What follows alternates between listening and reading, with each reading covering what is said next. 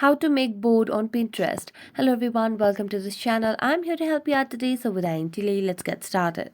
I know to make a board on Pinterest, first of all, launch the Pinterest application on a device and make sure that you're logged into your account. As you're logged into your account, you can see different menus at the bottom of the screen. So simply what you need to do is tap on this plus icon on the middle of the screen, and as you tap on the plus icon, you can see three options. So you can start creating pins, collages, a board. So since we want to create or make a board, we're going to tap on board option. Here you just need to mention a board name. So I'm going to board name as DIY and then tap on next. So here you can just add the pins over here, whichever you would want.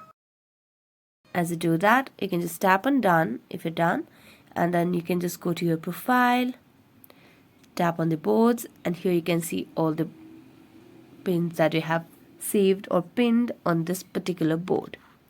So that's it. Thank you so much for watching this video. See you next time.